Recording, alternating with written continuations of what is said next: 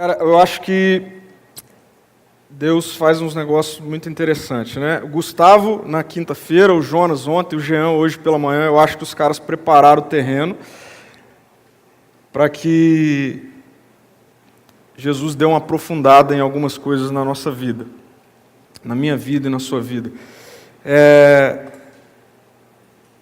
Uma delas, e eu tenho convicção de que isso é o objetivo de Deus na sua vida aqui hoje, eu quero te pedir muito para que você abra as portas do seu coração, não só da sua mente, porque, principalmente falando para universitários, muitos já saíram, já está aí na fase de trabalho e tudo mais, a gente vive uma geração que, em reflexo de gerações passadas, vive muito apegada ao que trabalha com a mente e pouco com o que trabalha com o coração. E é uma mentira do diabo que Deus, ele pode ser explicado de uma maneira que caiba na nossa mente, e tudo aquilo que envolve a nossa emoção, a gente tem que ter cuidado. Isso é mentira. Deus trabalha na sua emoção e na minha emoção. E deixa eu afirmar algo para você. Antes dele trabalhar na sua mente, o Evangelho alcançou o seu coração. Antes dele alcançar o seu intelecto, inexplicavelmente ele alcançou o seu coração. Tenha certeza disso. Então, abra o seu coração, não só a sua mente. Eu estava lendo esses dias, um pouco para conversar com vocês hoje, e eu achei muito interessante uma entrevista que foi dada por um executivo chamado Jeff. Ele é nada mais, nada menos do que o CEO da LinkedIn. Então é o cara que está acostumado a trabalhar com currículos e tudo mais.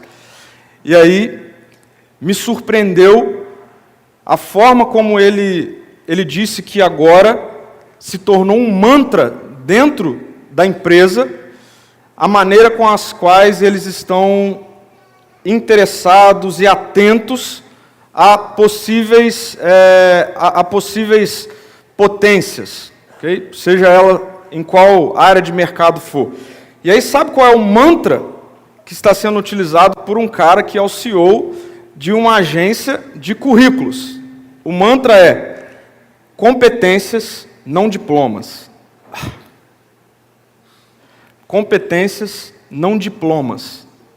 Aí a gente tem que virar para um cara desse e falar: mas e aí, o que eu faço então com tudo que eu tenho? Eu tenho uma faculdade antes de ter feito teologia, um mestrado, e estou em outro, depois fiz teologia e tudo mais. Aí vira alguém e fala assim: pois é, mas no mundo corporativo, competências valem mais que diplomas. Competências valem mais que diplomas. Eu creio que a gente já ouviu ao longo desses 3 dias aqui, pelo menos eu fui muito desafiado nesse sentido, de que não só existe vida além da universidade, mas existe vida além da minha própria vida. O centro da história não sou eu. O centro da história não é você. Não somos nós. Não somos nós. Então o mundo corporativo está dizendo isso. Que, diplomas não fazem tanta diferença se não tiver competências. E aí, eu vou para o mundo bíblico. E aí eu ouço Jesus falando assim, em Mateus 7, do 21 ao 23. Nem todo aquele que diz, Senhor, Senhor, entrará no reino dos céus, mas apenas aquele que faz a vontade de meu Pai que está nos céus. Muitos me dirão naquele dia: Senhor, Senhor, não profetizamos nós em Teu nome? Em Teu nome não expulsamos demônios e não realizamos muitos milagres? Então, Jesus falando: eu lhes direi claramente, nunca os conheci. Nunca os conheci. Afastem-se de mim, vocês que praticam o mal. Preste atenção nisso aqui, se você quiser anotar. Fazer coisas em nome de Jesus não nos define diante dele. Preste atenção nisso. Fazer coisas em nome de Jesus não nos define diante dele. Agora, pior. Muito menos fazer coisas por nós mesmos não nos definirá diante dele. O que eu estou querendo dizer? Jesus está falando que, olha, vocês podem viver uma vida toda fazendo um monte de coisa para mim, mas não é isso que define vocês diante de mim. O problema é que nós nem isso fazemos, passamos a vida toda fazendo um monte de coisa para a gente, muito menos isso nos definirá diante de Jesus. Títulos, carreira, profissão. Sim, o momento de vida que define muito da nossa trajetória é esse momento aí que pega uma faixa de, a partir dos 16 anos, 17 anos, até os 25 e tudo mais. O que a gente faz nesse tempo, isso é comprovado, ecoa ao longo da nossa história como um todo. Essa faixa da nossa vida é uma faixa, sim, importantíssima, mas não é ela que nos define. Muito menos, não é ela que nos define diante de quem Deus é. Não é quem nos define diante de quem Deus é. Esses dias eu estava pensando nisso aqui. Não sei se você já parou para pensar nisso. Mas tudo aquilo que você é, ou que você está estudando para ser, tudo aquilo que eu sou, hoje aqui, quando Jesus voltar, nós acabamos de cantar isso aqui, Ele não vai me chamar de pastor, Ele não vai te chamar de doutor, de doutora, de professor, de professora. O reino de Deus não é lugar para médicos, porque no reino de Deus pleno não haverá doença. O reino de Deus não é lugar para advogados, porque no reino de Deus pleno não haverá injustiça. O reino de Deus pleno não é lugar para professores, ninguém vai precisar ensinar ninguém. O reino de Deus é lugar para discípulos autênticos de Jesus. Discípulos de Jesus. Então, o que me define, o que te define, não é o que eu sou, o que você é, o que nós construímos aqui, o que a faculdade está te dando de título, e que sim, você vai usufruir disso, eu usufruo do que eu sou, e está tudo certo, Deus nos abençoa para isso, mas isso não nos define diante dele. E mais, isso não é a nossa eternidade. Porque na eternidade ninguém vai precisar vestir de branco, de terno. Nós seremos autênticos discípulos de Jesus, tendo a vida dele plena, 100% em nós. Então perceba, a nossa sociedade tem nos escravizado por essa perspectiva de performance, desempenho. E, infelizmente, essa que é uma realidade triste para a sociedade na qual a gente vive, é uma realidade que muitas vezes tem tomado conta da minha vida e da sua vida, e não é para ser assim. Se eu e você um dia fomos encontrados pela graça na cruz, e nós, pela ação do Espírito Santo, nos rendemos a isso, nós não podemos viver massacrados, escravizados pelo desempenho, pela performance, essa coisa que nos suga, que tira o nosso sono, que nos faz passar por momentos, inclusive, de depressão, angústia, porque nós não passamos numa prova, porque o resultado obtido não foi aquele que eu busquei, que eu me preparei e tudo mais. Não é o que nos define. Discípulos de Jesus não é para viver escravizado, aprisionado pelo desempenho, pela performance.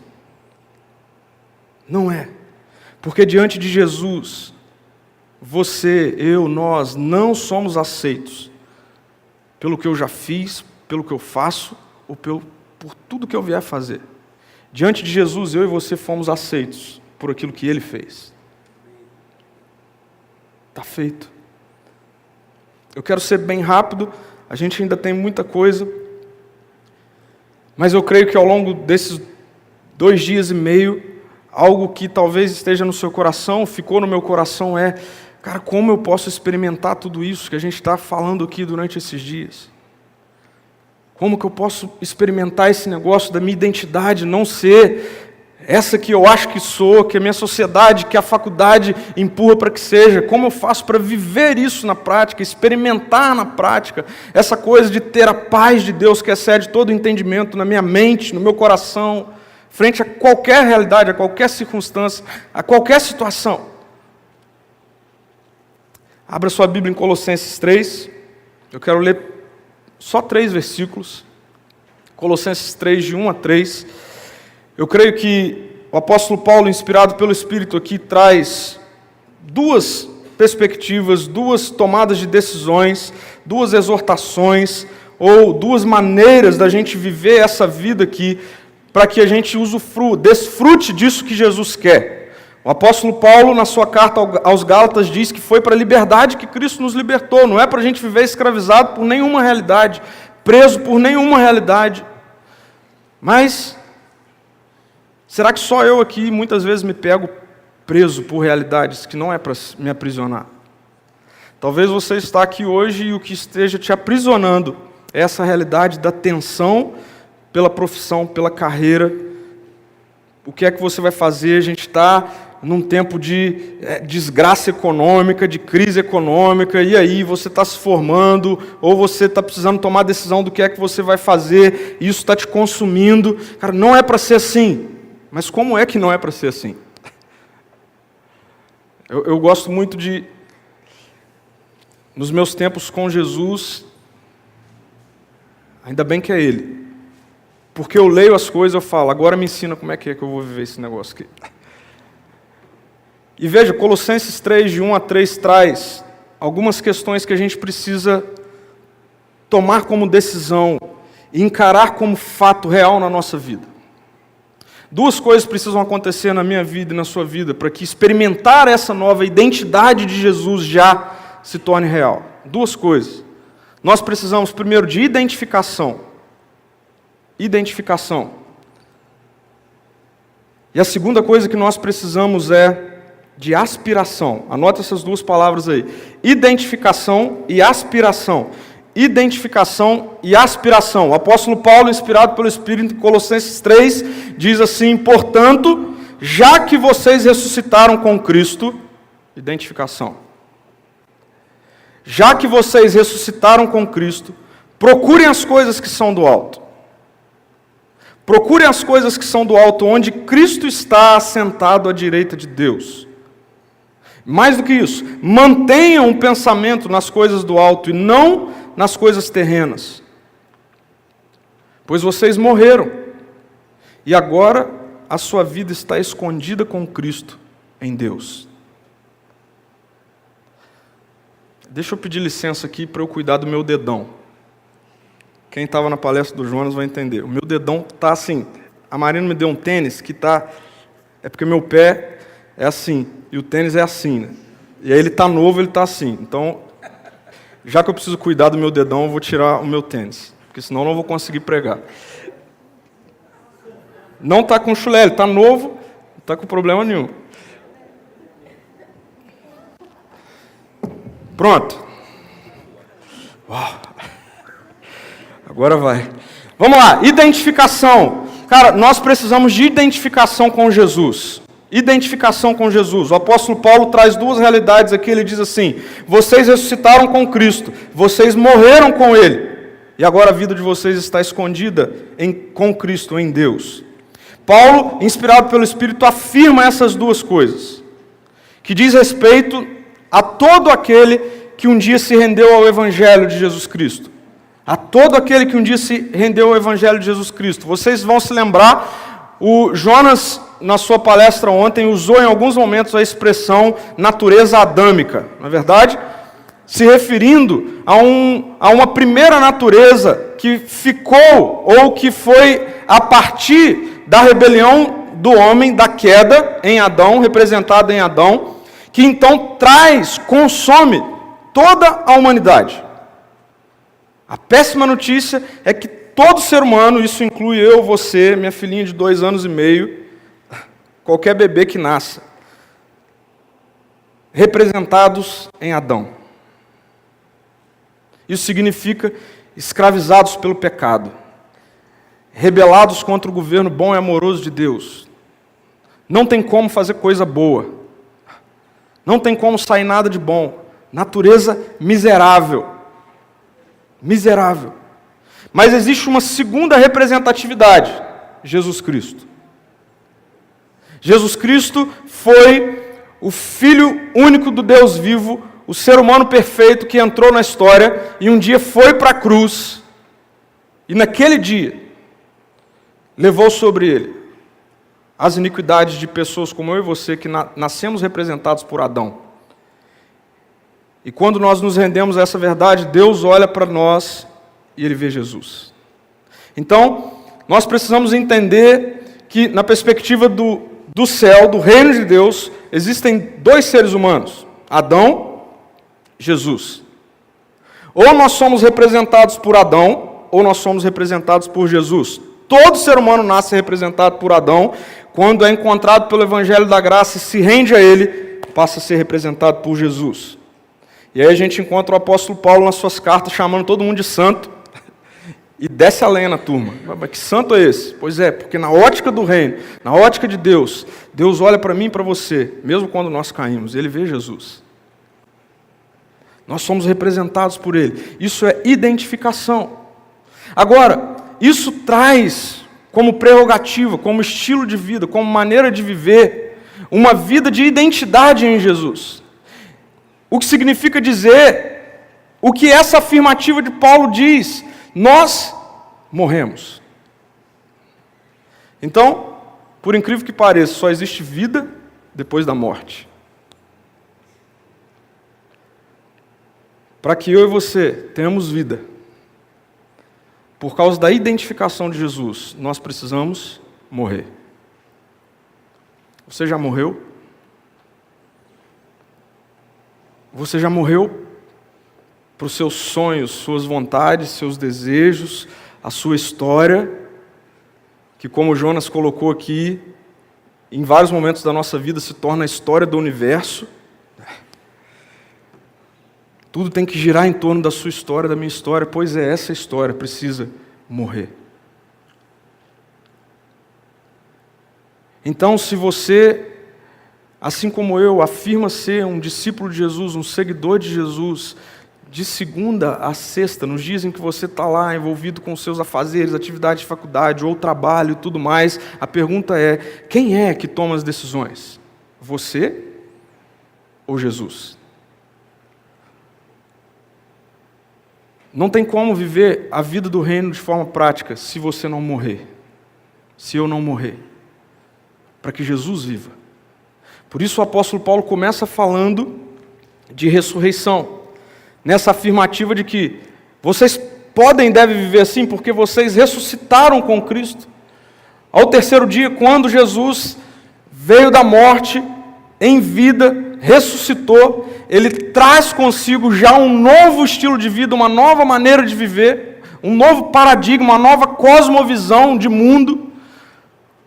Por isso, gente, Jean falou hoje pela manhã, toda essa perspectiva da secularização que tem tomado conta da vida de discípulos de Jesus quando entram na universidade, isso significa que, na verdade, nós não morremos. Porque quando nós morremos com Cristo, com Ele nós ressuscitamos, isso traz uma nova vida. Uma nova vida.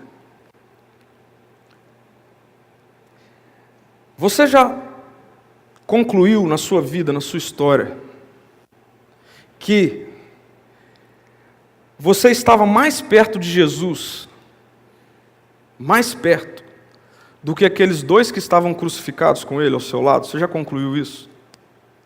Olha que louco. Eu e você estavam mais perto de Jesus do que os dois que estavam sendo crucificados ao lado dele. Por quê? Porque nós estávamos sendo crucificados com Ele.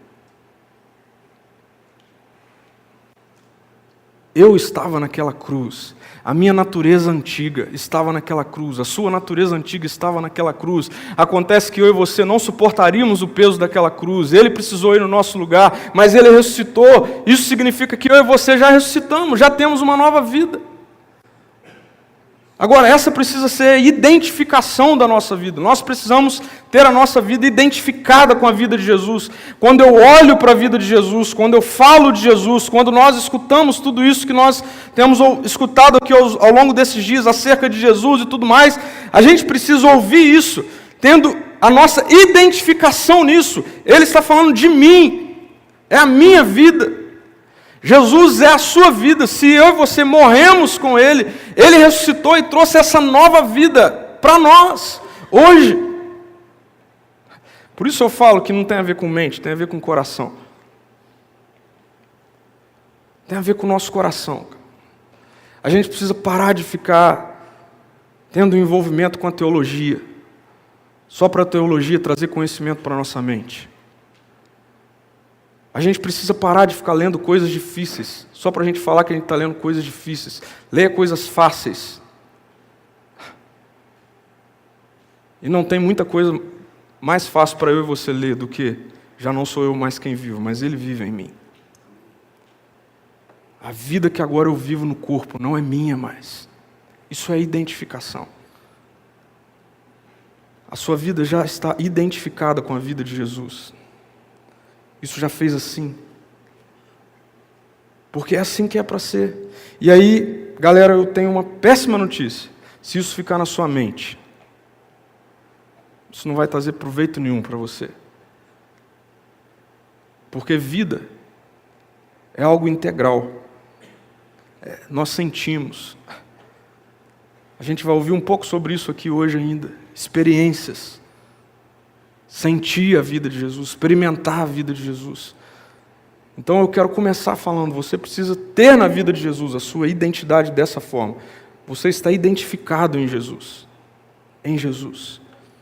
Agora, para que essa realidade seja algo palpável, para que seja real, qual é a segunda palavra? Aspiração. O que é aspiração? Aspiração é anseio. Aspiração é objetivo. Aspiração é sonho. Aspiração é aquilo que nos move. Aspiração é meta. Eu tenho certeza que muitos de vocês têm aspirações. Quais são os seus objetivos? Quais são suas metas? Quais são os seus sonhos? Onde você quer chegar? Todos nós temos isso aqui. O que você aspira para a sua vida? Essa é uma questão importantíssima de cosmovisão, porque a cosmovisão secularizada, a cosmovisão de uma presente era má, na qual eu e você estamos totalmente inseridos nela, principalmente no meio acadêmico, a cosmovisão diz que nós devemos aspirar cada vez mais, o Jean falou isso pela manhã, o Jonas falou ontem, títulos e degraus maiores e salários exorbitantes e tudo mais. Isso, infelizmente, tem se tornado a aspiração da vida daqueles que dizem já estarem identificados com Jesus. Mas não é. Portanto, a aspiração que eu e você precisamos é a aspiração por Jesus. Nós somos identificados por Jesus, nós precisamos viver isso, mas nós precisamos aspirar a Jesus. Nós precisamos ter como meta de vida conhecer Jesus, querer Jesus, estar com Jesus, viver Jesus.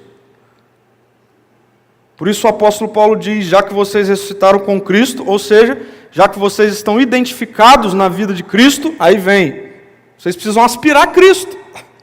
Não tem como dizer que vocês estão identificados com Cristo, mas a aspiração da vida de vocês não tem nada a ver com Cristo.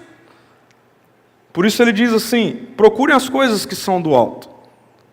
Procure as coisas que são do alto, onde Cristo está assentado à direita de Deus. E não só procurem, mantenham. Mantenham o pensamento nas coisas do alto e não nas coisas terrenas. Eu não sei você, mas eu sempre leio isso e eu me perguntava assim, ok, mas o que são coisas do alto? Fala, o que é isso? O que significa coisas do alto? E aí a nossa comodidade costuma responder isso assim, bom, deve significar que buscar coisas do alto é assim, tudo que eu faço, mas o que eu faço, para mim, meu bom emprego, meus títulos, tudo mais, precisam glorificar a Deus. Aí pronto, resolveu. Como é que esse negócio acontece? Mas veja, o que é que significa isso? O apóstolo Paulo aqui ele usa um verbo, no texto original grego, um verbo que traz uma ideia de presente contínuo, ou seja, eu preciso procurar Deus, eu preciso procurar essas coisas que são do alto, eu preciso procurar isso com a minha força máxima. Já viu aquela pesquisa assim, que você vira à noite, você vai em qualquer lugar para achar, você fica sabendo que tem um livro na biblioteca da cidade de 200 quilômetros, você tem que ir lá porque na internet não acha nada, tal. Pois é isso que o apóstolo Paulo está dizendo aqui, vocês precisam procurar as coisas do alto desse jeito, com muita força, com muita intensidade, de forma contínua, o tempo todo dia. Mas o que a gente vai achar? Nós vamos achar o Rei. O apóstolo Paulo diz que nós precisamos procurar as coisas do alto. E aí logo depois ele fala, que coisas são essas do alto? Ele diz, Cristo está sentado à direita de Deus.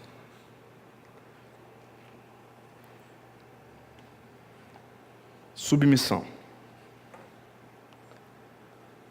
À medida que nós procuramos as coisas do alto, o que nós vamos encontrar do alto existe um rei.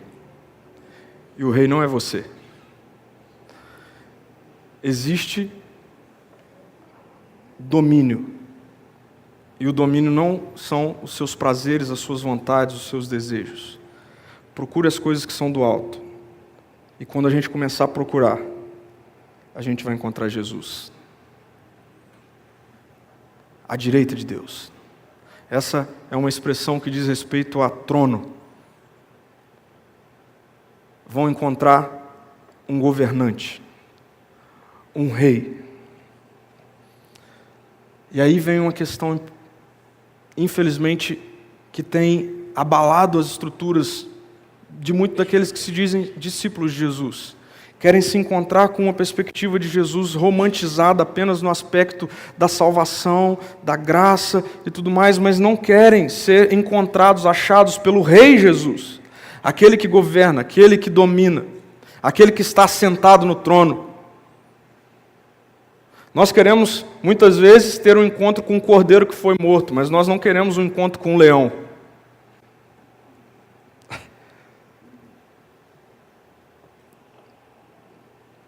O cordeiro a gente consegue domar, mas o leão, ele é rei. E sabe, Jesus não está mais como cordeiro, ele está como leão. Isso significa que Jesus está vivo para reinar, para governar. Então você precisa, eu preciso, nós precisamos aspirar pelo governo de Jesus sobre as nossas vidas. Isso é procurar e achar as coisas do alto. Isso é. E aí você aplica isso ao que você quiser na sua vida. Nós vimos hoje pela manhã a importância da gente, a partir da palavra, da Bíblia, ouvir Deus, ouvir o que Deus tem para nós. Exatamente. Nas Escrituras nós encontramos o governo dele para nós, o que é que ele tem para nós, sobre todos os assuntos. Procuramos as coisas do alto para encontrar Jesus no trono assentado e estarmos disponíveis, submissos ao seu governo. Agora, o apóstolo Paulo também traz uma outra questão, não é só procurar e vocês vão achar o rei. Mantenham também o pensamento de vocês nisso. E não nas coisas terrenas. O que isso significa? Por que isso é tão importante? Num primeiro momento, a aspiração tem que ser pelo governo, pelo reinado. Mas a ideia de manter, num segundo momento, a aspiração também tem a ver com esperança. Porque quando nós encontramos, procuramos e achamos o rei assentado no trono, descobrimos que ele morreu no nosso lugar, e que ele é o rei, o dono da história, e nós então nos submetemos a ele. Nós precisamos manter a nossa mente voltada para ele, e não para as coisas terrenas. Por quê? Porque nas coisas terrenas, eu e você, fatalmente passaremos por dias difíceis, momentos difíceis, notícias ruins, provas, infelizmente, sem sucesso, concursos sem sucesso, coisas maiores do que isso, doença, fatalidades e tudo mais, e se o nosso pensamento, se a nossa mente não estiver voltada para o trono, no Rei, que nos lembra que Ele está voltando, então a gente não consegue, a gente não suporta, e vem um avalanche dessa presente era má e nos destrói. Nós precisamos aspirar pelo governo de Deus, pelo reinado de Deus. Nós precisamos aspirar pela esperança que Ele traz. E a esperança que Ele traz é: o final da história não é a notícia ruim que você recebeu. O final da história não é o que você acabou de passar e que te fez chorar. O final da história não é talvez a enfermidade que alguém próximo a você acabou de descobrir. O final da história é: o Rei vai levantar do trono e vai voltar. Mantenham o pensamento de vocês nisso, não nas coisas terrenas. Mantenham o pensamento de vocês, os olhos de vocês. O apóstolo Paulo diz em outro local: nossos olhos precisam estar fixados em Jesus. Nem para a direita, nem para a esquerda. Em Jesus, no qual nós estamos aguardando que se levante do trono. E Ele está ansioso para fazer isso. E voltar. E aí sabe quem Ele quer encontrar? Não são os melhores médicos.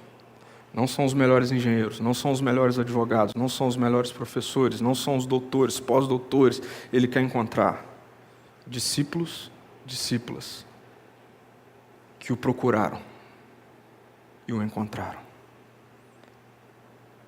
Encontraram o seu governo, tiveram disposição para se submeter a Ele e decidiram viver cada dia da vida com os olhos nele,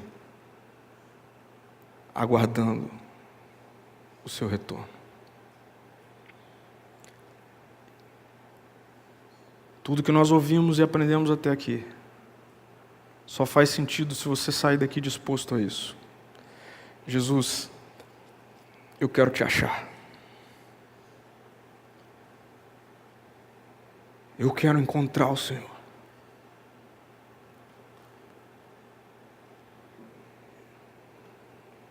Me submeter ao Senhor.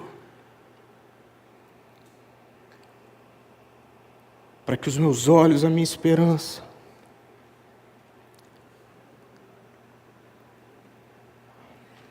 todo dia, independente da situação, consiga vislumbrar o ponto final dessa presente era má, o retorno do Senhor. Eu quero orar. Feche seus olhos, abaixe sua cabeça. Jesus é lindo, Ele é maravilhoso.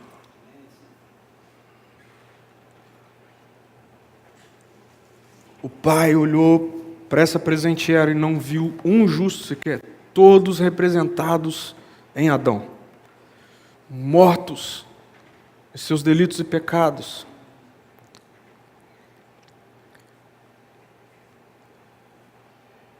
Sem nenhum interesse pelo Criador, mas com um grande amor que Ele nos amou, Ele nos deu vida em Jesus, o Filho, a nova humanidade, a raça perfeita.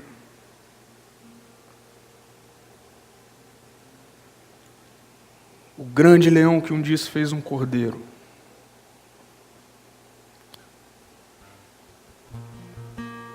Foi morto, esmagado.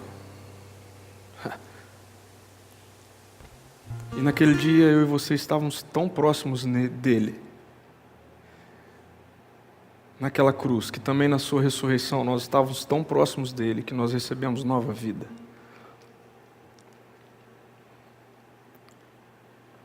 Eu quero que você saia daqui desses dias se identificando com isso.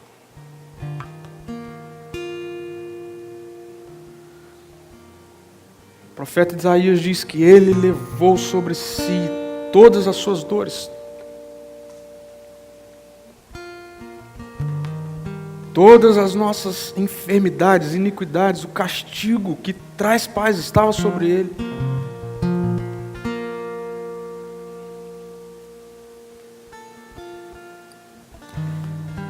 Cara, eu e você não precisamos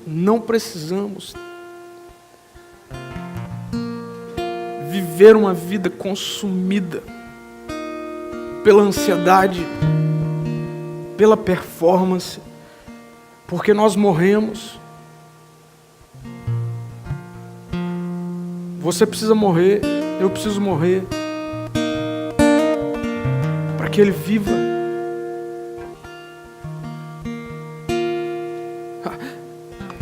Existe a nova vida da ressurreição. O Espírito Santo foi derramado. Que eu diminua, que Ele cresça em nós. Você precisa aspirar por isso. Esse precisa ser o seu sonho.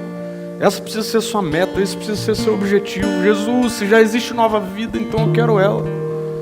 Você precisa procurar a vida de Jesus. Eu preciso disso. A gente precisa procurar a vida de Jesus. Procurar a vida de Jesus. Procurar a vida de Jesus.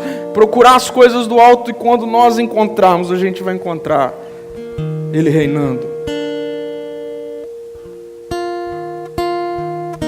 Um reino de novo de amor, de paz, de liberdade, de alegria, mesmo em meio ao caos, de paz que excede todo entendimento.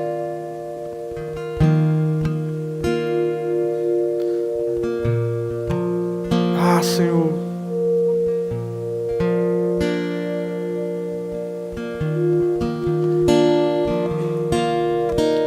traz, Jesus, um avivamento do reino para essa geração, para que as nossas vidas, todo dia, viva, aspire cada vez mais. Nosso maior sonho, nosso maior meta, nosso maior objetivo seja te encontrar no trono, achar o Senhor no meio dessa loucura que é esse mundo que a gente está vivendo. Em qualquer lugar, em qualquer circunstância, Deus, que nosso desejo seja achar o Senhor, achando o Senhor, encontrando o seu reinado, submissos a Ele, e Deus, todo dia, mantendo os nossos olhos, a nossa mente, o nosso coração, todo dia, nessa realidade, não naquilo que nós vemos hoje, sentimos hoje, mas nessa realidade. O cordeiro foi morto, mas um leão ressurgiu. E ele não voltará como um cordeiro, ele voltará como um leão. Deus, nós queremos ouvir nesse dia: venham benditos do meu Pai, venham desfrutar do reino.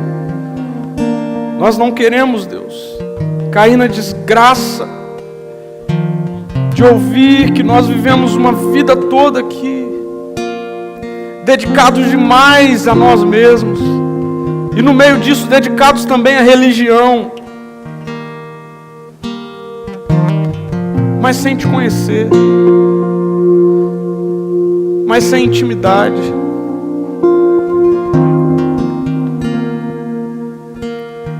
Traz essa realidade para as nossas vidas aqui nessa tarde, Deus.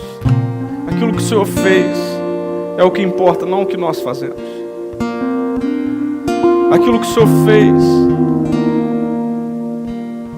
é que coloca os nossos nomes no livro da vida e não a nossa performance. E o que o Senhor quer é só relacionamento, é intimidade, é busca. Nós queremos essa realidade aqui para essa galera, Senhor, para jovens, adolescentes, adultos, crianças. Deus, nós queremos essa realidade para a igreja do Brasil. Intimidade com o Senhor, relacionamento com o Senhor, buscar e encontrar o Senhor no trono de glória, submeter a Ele e todos os dias manter o pensamento no grande dia, no retorno do Rei, onde desfrutaremos eternamente da vida de discípulos seguidores do Senhor. Assim, Deus, assim, haverá paz. Assim, enquanto nós vivemos aqui, a nossa história não será autocentrada. Assim, só à medida que nós nos encontrarmos com o Senhor, buscarmos e encontrarmos a Tua glória, a Tua face, Sua soberania, Sua majestade, pela graça que traz esperança, mantemos a nossa mente, o nosso coração nesse dia. Que todo dia da nossa vida seja vivido assim, Senhor. Todo dia. Todo dia. Nós não queremos os tesouros dessa terra. Nós queremos a realidade plena do céu.